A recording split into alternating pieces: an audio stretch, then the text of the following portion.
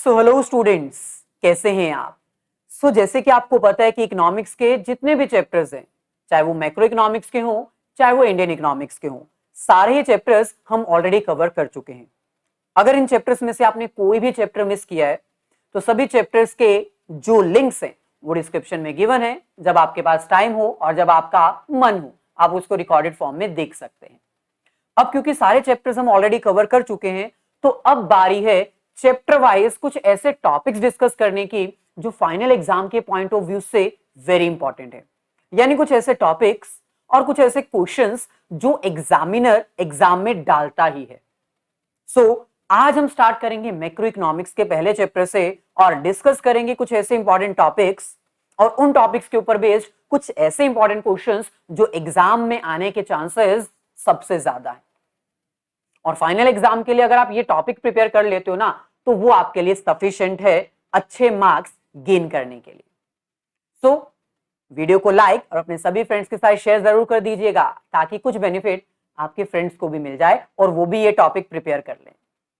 चलिए, some basic concepts of macro economics, NCERT chapter number 1, macro economics most expected questions.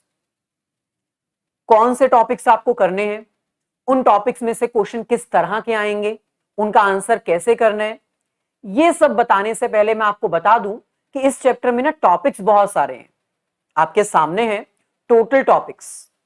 Macro economics क्या होता है, macro versus micro, scope of macro economics, study of macro economics.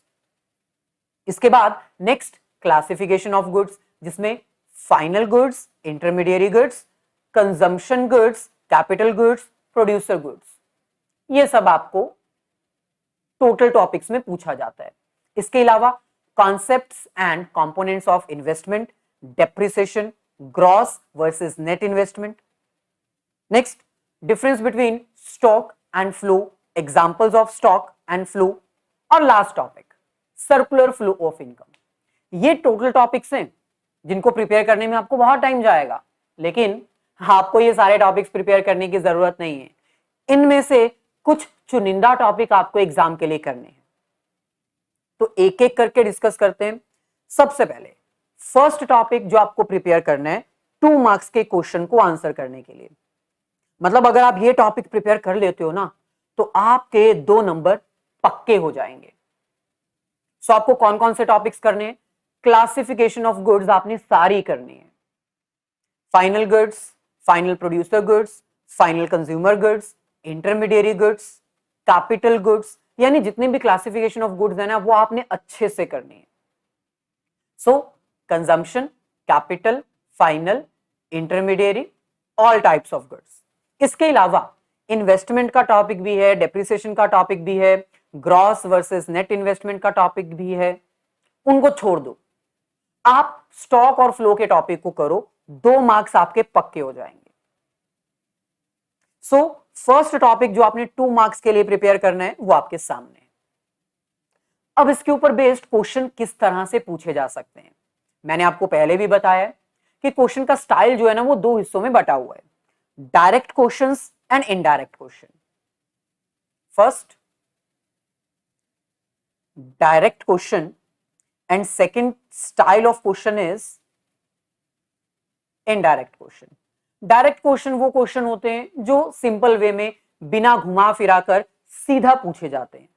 जैसे आपके सामने example है, what do you mean by consumer goods, consumer final goods. Direct पूछा गया है, कोई स्टेटमेंट नहीं दी गई, कोई एग्जांपल नहीं दी गई, सीधा पूछ लिया कि भाई बताओ कंजम्पशन फाइनल गुड्स कौन सी होती हैं, कंज्यूमर गुड्स कौन सी होती हैं, producer final goods, intermediary goods, capital goods. इनको एक्सप्लेन करना है, यानी आपको इनका मीनिंग अच्छे से करना है। इसके अलावा आपको पूछा जा सकता है, give any 2 examples of consumer goods, consumer final goods, producer final goods, capital goods, intermediary goods. यानी आपको मीनिंग के साथ साथ एटलीस्ट 2 एग्जांपल्स सभी टाइप ऑफ गुड्स की अच्छे से करके जानी है। इसके अलावा आपको, जैसे कि मैंने कहा, क्लासिफिकेशन के साथ साथ स्टॉक एंड फ्लो में से क्वेश्चन भी आ सकता है, तो वो क्वेश्चंस भी आपके सामने है। What do you mean by stock and flow? How they are different from each other. Stock और फ्लो होता क्या है, इनके एग्जाम्पल्स क्या हैं और इनके बीच में डिफरेंस क्या है। स्टॉक और फ्लो की दो दो एग्जाम्पल्स भी आपको याद करके जानी है, क्योंकि एग्जाम में ना एग्जाम्पल्स पूछी जा सकती हैं। Give any two examples of stock and give any two examples of flow. इसके अलावा फाइनल गुड्स और इंटरमीडिएट गुड्स में डिफरेंस क्या है with the help of example. Producer goods और कैपिटल गुड्स के बीच में क्या सिमिलैरिटी है और इनके बीच में क्या डिफरेंस है।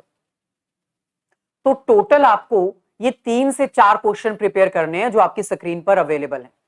इनको प्रिपेयर करने के बाद आपके 2 नंबर जो हैं वो गारंटेड है, 2 नंबर आपके कहीं नहीं जाने वाले।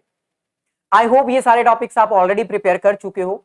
अगर नहीं किए हैं तो भाई वीडियो जरूर देख लेना, लिंक उनका डिस्क्रिप्शन में गिवन है। अच्छे से हम ये सारे टॉपिक्स एक्सप्लेन ऑलरेडी कर चुके हैं। आगे बढ़ते हैं। अब हम बात करते हैं इनडायरेक्ट क्वेश्चंस की। जैसे कि मैंने कहा, इनडायरेक्ट क्वेश्चंस कुछ ऐसे क्वेश्चंस होते हैं जो थोड़ा स्टेटमेंट वाइज घुमा फिरा कर पूछे जाते हैं ताकि स्टूडेंट कंफ्यूज हो जाए। नॉर्मली एक एग्जामिनर जो है वो डायरेक्ट क्वेश्चन ही पूछता है, लेकिन जब क्वेश्चन का लेवल थोड़ा इंक्रीज करना हो, स्टूडेंट्स को थोड़ा कॉम्प्लिकेटेड क्वेश्चन देना हो, तो इनडायरेक्ट वे से क्वेश्चन पूछे जाते हैं। जैसे purchase of a refrigerator by a firm for its own use is included in the estimation of national income because it leads to the final consumption expenditure। True और false आपको बस इतना बताना है। अगर एक प्रोड्यूसर रेफ्रिजरेटर परचेज करता है, यानी अगर एक बिजनेसमैन रेफ्रिजरेटर परचेज करता है अपने बिजनेस के लिए, तो क्या उसको नेशनल इनकम में इंक्लूड किया जाता है क्योंकि वो फाइनल कंजम्पशन एक्सपेंडिचर होता है? तो भाई ये फॉल्स है। रेफ्रिजरेटर फाइनल कंजम्पशन नहीं होगा, वो इन्वेस्टमेंट होगा। सर ऐसे कैसे? क्योंकि भाई प्रोड्यूसर अगर कोई चीज परचेज करता है अपने बिजनेस के लिए तो वो कंजम्पशन नहीं, इन्वेस्टमेंट एक्सपेंडिचर कहलाता है।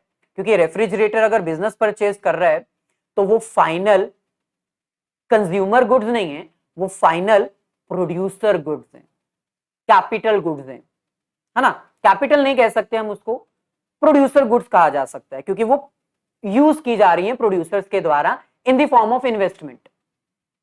सो इंक्लूड तो होगा नेशनल इनकम में, रेफ्रिजरेटर का परचेज करना इंक्लूड तो होगा, लेकिन रीजन क्या है? It is final investment expenditure. ऐसे ही इनडायरेक्ट वे में आपको कुछ एग्जांपल्स दी होंगी और उन एग्जांपल्स को रीड करके आपको बताना होगा कि कौन से इसमें से फाइनल गुड्स हैं, कौन से इंटरमीडिएट गुड्स हैं, कौन से प्रोड्यूसर गुड्स हैं, कौन सी कैपिटल गुड्स हैं। तो आपको क्लासिफिकेशन ऑफ गुड्स की एग्जांपल करके जानी है अच्छे से, ताकि जब आपको एग्जांपल्स देकर क्वेश्चन पूछा जाए तो आप एग्जांपल रीड करके बता दो कि कौन सी फाइनल गुड्स हैं, कौन से प्रोड्यूसर गुड्स हैं, कौन से इंटरमीडिएट गुड्स हैं, कौन से कैपिटल गुड्स हैं। सो एक और question, giving reason classify the following into intermediate goods and final goods. आपको 2 एग्जांपल्स दे रखी है, इनको रीड करके पता लगाना है कि कौन से इंटरमीडिएट गुड्स हैं और कौन से फाइनल गुड्स हैं। सिर्फ पता नहीं लगाना, रीजन भी देना है। अगर रीजन नहीं दोगे तो एक भी नंबर नहीं मिलेगा एग्जाम में, रीजन भी लिखना पड़ेगा। जैसे machine purchased by a dealer. Dealer कौन होता है? बिजनेसमैन। सो मान लो एक बिजनेसमैन है जो शू मेकिंग मशीन्स में डील करता है। अगर उसने एक नई मशीन परचेज की है फर्दर रीसेल करने के लिए, तो बताओ ये मशीन परचेज करना कौन से गुड्स हैं? ऑब्वियसली इंटरमीडिएट गुड्स, क्योंकि ये जो डीलर है वो इस मशीन को आगे बेच देगा ना, खुद तो कंज्यूम नहीं करेगा।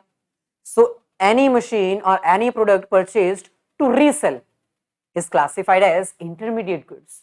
सो आपको प्रॉपर रीजन देना है। Second, a car purchased by a household. Private consumption के लिए किसी बंदे ने कार परचेज की है तो ये उसकी फाइनल गुड्स है, क्योंकि ये फाइनली उसको कंज्यूम करेगा अपनी पर्सनल सेटिस्फेक्शन के लिए। सो ये फाइनल गुड्स कहलाएंगे। प्रॉपर रीजन भी आपको देना पड़ेगा। जितने ज्यादा एग्जाम्पल करोगे उतना ज्यादा आपके लिए अच्छा होगा। तो अगर आपको 2 मार्क्स पक्के करने हैं ना अपने इस चैप्टर में से, तो classification of goods, stock and flow, बस ये 2 टॉपिक अच्छे से कर लो, आपके 2 मार्क्स पक्के हो जाएंगे। एक और एग्जांपल हम ट्राई करते हैं। Classify the following goods into intermediate goods and final goods. Intermediate और फाइनल गुड्स के ऊपर बेस्ड ज्यादा क्वेश्चन एग्जाम में आएंगे, और ये प्रीवियस ईयर बेस्ड एग्जाम जो आए थे उनमें से ही हमने क्वेश्चन पिक किए हैं। Milk purchased by a house hold, घर में इस्तेमाल करने के लिए मिल्क परचेज किया गया, यानी फाइनल कंजम्पशन के लिए है, तो ये फाइनल गुड्स है। Purchase of rice by a grocery shop, भाई राइस परचेज किए गए हैं लेकिन पर्सनल कंजम्पशन के लिए नहीं, दुकान पर अपनी शॉप पे रखने के लिए ताकि उनको बेचा जा सके, सो रीसेल पर्पस के लिए है, इसलिए intermediate goods. Purchase of an air conditioner for use in shop, दुकान में एयर कंडीशनर लगाया है, रीसेल करने के लिए तो नहीं लगाया, पर्सनल कंजम्पशन के लिए लगाया है, यानी फाइनल गुड्स हैं। अच्छा, अगर आपको पूछा जाए कि ये फाइनल गुड्स कौन सी हैं, कंज्यूमर की या प्रोड्यूसर की, फर्दर क्लासिफिकेशन अगर पूछी जाए तो ये प्रोड्यूसर की फाइनल गुड्स हैं क्योंकि बिजनेस में यूज की गई है। Purchase of a air conditioner for use in shop, घर पर नहीं शॉप पर। हालांकि आपको फर्दर क्लासिफिकेशन करने को नहीं कहा है तो ये मत लिखो। Next, cloth used for making a sofa set by the carpenter, भाई कारपेंटर सोफा बनाता है, सोफा बनाने के लिए उसको कपड़े की जरूरत पड़ती है, तो वो कपड़ा क्या है, used as an input, used as a raw material to manufacture sofa set, यानी इंटरमीडिएट प्रोडक्ट है। तो आपको प्रॉपर एग्जांपल जो है उसमें रीजन भी देना पड़ेगा। एक और क्वेश्चन स्टार्ट करते हैं। State whether the following statements are true और false, give reason for your answer. Capital formation is a flow, क्या ये सही है, क्या ये गलत है, ट्रू या फॉल्स? कैपिटल फॉर्मेशन का मतलब होता है process of investing in economy और process of investing in business, तो ये एक फ्लो है, ऑब्वियसली ये ट्रू है। कैसे? क्योंकि फ्लो कॉन्सेप्ट का मतलब होता है इन्वेस्टमेंट ओवर द पीरियड। यहां पर अकेला वर्ड कैपिटल नहीं लिखा, कैपिटल का मतलब होता है investment, investment at a particular time, लेकिन यहां पर लिखा है कैपिटल फॉर्मेशन, यानी पर मंथ या फिर पर एनम, उसके बेसिस के अकॉर्डिंग हम जो पैसा इन्वेस्ट कर रहे हैं। तो क्योंकि ये ओवर द पीरियड है, हर महीने की बात यहां पर कही गई है, इसलिए ये फ्लो कॉन्सेप्ट है, ट्रू है। Bread is always a consumer goods, false, भाई it depends upon end use ना, ब्रेड का अंत में इस्तेमाल कहां पर हो रहा है उसके ऊपर डिपेंड करता है कि ये कौन सी गुड्स है। अगर शॉप पे इस्तेमाल हो रही है, जैसे फॉर एग्जांपल ब्रेड परचेज की गई है एक शॉपकीपर के द्वारा ताकि वो उसको रीसेल कर सके, तो शॉपकीपर ने अगर परचेज की है तो ये इंटरमीडिएट है। वहीं पर अगर ब्रेड किसी बंदे ने परचेज की है घर के लिए, हाउस होल्ड कंजम्पशन के लिए, तो वो कंज्यूमर गुड्स होंगी। सो ब्रेड हमेशा कंज्यूमर गुड्स नहीं होती, it depends upon the end use कि इसको किसने परचेज किया है, किस पर्पस के लिए परचेज किया है। सो ये स्टेटमेंट फॉल्स है। कुछ और एग्जांपल्स, अब स्टॉक और फ्लो की एग्जांपल आपके सामने है। वेल्थ, वेल्थ का मतलब होता है आपकी कितनी प्रॉपर्टी है, तो प्रॉपर्टी को हम ओवर द पीरियड तो काउंट नहीं कर सकते। आज हमारे पास कितनी जमीन जायदाद है ये एक पर्टिकुलर टाइम पर ही रिकॉर्ड की जाती है, इसलिए ये एक स्टॉक कॉन्सेप्ट है। सीमेंट प्रोडक्शन, एक बिजनेस कितना सीमेंट प्रोड्यूस कर रहा है पर एनम या फिर पर मंथ या फिर ऑन डेली बेसिस, यानी सीमेंट प्रोडक्शन को हम ओवर द पीरियड काउंट कर सकते हैं, एट अ पर्टिकुलर टाइम हम इसको काउंट नहीं करेंगे। सो इसलिए ये फ्लो कॉन्सेप्ट है। Next, population of a country, obviously एक कंट्री की पॉपुलेशन हम ओवर द पीरियड रिकॉर्ड नहीं कर सकते, हम एक पर्टिकुलर टाइम पर रिकॉर्ड करेंगे। हम ये कहेंगे कि 2011 सेंसस के अकॉर्डिंग इंडिया की पॉपुलेशन 130 करोड़ है, तो एक पर्टिकुलर टाइम पर रिकॉर्ड की गई पॉपुलेशन, इसका मतलब ये एक स्टॉक कॉन्सेप्ट है। Number of births on daily basis, on monthly basis, on annum basis, यानी हर महीने हर साल कितनी बर्थ होती है, कितने लोगों का जन्म होता है, तो ये तो एक over the period time calculation होती है। इसका मतलब ये एक फ्लो कॉन्सेप्ट है। सिमिलरली कुछ और क्वेश्चंस हमारे पास हैं। ये क्वेश्चंस आपको ट्राई करने हैं, ये क्वेश्चंस आपको प्रैक्टिस करने हैं। इसका आंसर जो है कमेंट करके जरूर बताना। अगर आपका आंसर सही होगा तो आपके कमेंट को हम लाइक जरूर करेंगे। इतनी चीज हम आपको बता दें, यहां पर आपको फाइनल एक्सपेंडिचर और इंटरमीडिएट एक्सपेंडिचर लिखा गया है। इसका मतलब फाइनल गुड्स और इंटरमीडिएट गुड्स ही होता है। और जब हम किसी चीज की रिपेयरिंग की बात करते हैं तो वो इंटरमीडिएट कंजम्पशन कहलाता है, यानी इंटरमीडिएट गुड्स। और जब हम किसी को इंप्रूव करने की बात करते हैं, मेंटेन करने की बात करते हैं, एक तरह से कोई नई चीज ऐड करते हैं इंप्रूवमेंट पर्पस के लिए, तो वो फाइनल एक्सपेंडिचर होता है। सो ये कमेंट करके जरूर बताना आपका आंसर सही है या गलत है, हम जरूर चेक करेंगे।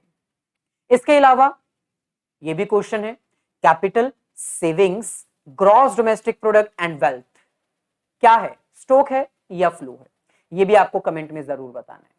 सो 3 क्वेश्चंस हमने आपको होमवर्क दिए हैं। टॉपिक आपको 2 ही प्रिपेयर करने हैं, आपके 2 नंबर पक्के। अब हम बात करते हैं एक और टॉपिक जिसमें आपके 3 नंबर पक्के हो जाएंगे। यानी आज के सेशन में हमने आपको 2 टॉपिक्स बताए for covering 5 marks. Next topic circular flow of income है। इसमें इनडायरेक्ट क्वेश्चन नहीं आता, इसमें डायरेक्ट क्वेश्चन ही आता है। Direct question in the sense आपको सीधा सीधा पूछा जाएगा कि भाई बताओ सर्कुलर फ्लो ऑफ इनकम क्या होता है। सर्कुलर फ्लो ऑफ इनकम को एक्सप्लेन करो with the help of diagram under 2 sector model. 2 sector आपके सिलेबस में 2 सेक्टर ही है, तो 2 सेक्टर मॉडल लिखा आए तो कंफ्यूज मत हो जाना भाई, 2 सेक्टर मॉडल ही है आपके सिलेबस में, producer sector and household sector. Then leakages and injections क्या होते हैं सर्कुलर फ्लो में, आपको पता है लीकेज का मतलब होता है सर्कुलर फ्लो में मनी का डिक्रीज हो जाना, और इंजेक्शन का मतलब होता है सर्कुलर फ्लो ऑफ मनी में इनकम का इंक्रीज हो जाना। और इसके डिफरेंट डिफरेंट रीजंस भी हैं। जैसे आपको एग्जाम में क्वेश्चन आ सकता है, savings, increase in savings leads to injection in the circular flow of income, true और फॉल्स। तो आपका आंसर होना चाहिए फॉल्स, क्योंकि भाई सेविंग्स करने से इंजेक्शन नहीं, लीकेज होती है। ऐसे ही increase in the import leads to injection in the circular flow of income, true और फॉल्स। यानी आपको थोड़ा सा घुमाकर आ सकता है क्वेश्चन, उसके लिए आपको प्रिपेयर्ड रहना पड़ेगा। अगर आप सेविंग्स करते हो, गवर्नमेंट की स्पेंडिंग्स अगर कम हो जाती है, अगर गवर्नमेंट टैक्स रेट कम कर देती है, या फिर इंपोर्ट्स बढ़ जाते हैं, इन चारों से सर्कुलर फ्लो में लीकेज होती है। और इसके ऑपोजिट, अगर ज्यादा कंजम्पशन होती है, गवर्नमेंट अपनी स्पेंडिंग्स बढ़ा देती है, गवर्नमेंट अपना टैक्स रेट कम कर देती है, या फिर हमारे एक्सपोर्ट्स बढ़ जाते हैं, इससे सर्कुलर फ्लो में इंजेक्शन होता है। तो ये आपको लर्न करना पड़ेगा। इसके अलावा रियल फ्लो और मनी फ्लो क्या होता है ये भी आपको पता होना चाहिए। रियल फ्लो में हम बात करते हैं प्रोड्यूसर सेक्टर और हाउस होल्ड सेक्टर के बीच में एक्सचेंज होने वाली गुड्स और सर्विसेज के बारे में। आपको पता है प्रोड्यूसर सेक्टर को प्रोडक्शन करने के लिए फैक्टर सर्विसेज चाहिए होती है, लैंड, लेबर, कैपिटल, एंटरप्रेन्योर, जो हाउस होल्ड सेक्टर देता है। वहीं पर हाउस होल्ड सेक्टर को अपनी नीड्स को सेटिस्फाई करने के लिए गुड्स और सर्विसेज चाहिए होती हैं जो प्रोड्यूसर सेक्टर देता है। तो इस एक्सचेंज को हम रियल फ्लो कहते हैं, जिसमें मनी का फ्लो इंक्लूड नहीं होता। वहीं पर मनी फ्लो में हम एक्सचेंज ऑफ मनी की बात करते हैं। जैसे फॉर एग्जांपल प्रोड्यूसर सेक्टर ने लैंड, लेबर, ये सब सर्विसेज अगर यूज किए तो बदले में क्या दिया होगा, वेजेस, रेंट, इंटरेस्ट, प्रॉफिट। दूसरी तरफ हाउस होल्ड सेक्टर ने अगर गुड्स और सर्विसेज यूज किए तो बदले में क्या दिया होगा, payment for the goods and services. तो इसमें मनी का एक्सचेंज होता है, इसलिए हम इसको मनी फ्लो कहते हैं। Last question, difference between real flow and money flow. इनके बीच में डिफरेंस क्या है, एग्जाम्पल के साथ, डायग्राम के साथ, मीनिंग के साथ आपको प्रॉपर एक्सप्लेन करना पड़ेगा। सो ये था हमारा आज का लेक्चर, जिसमें हमने 2 टॉपिक्स बताए, और ये 2 टॉपिक्स आपके 5 मार्क्स इंश्योर कर सकते हैं। ये टॉपिक अपने सभी फ्रेंड्स के साथ शेयर जरूर करना। वीडियो अगर अच्छी लगी हो तो इसको लाइक और कमेंट में आंसर जरूर बताना। So all the very best, have a nice day and great day.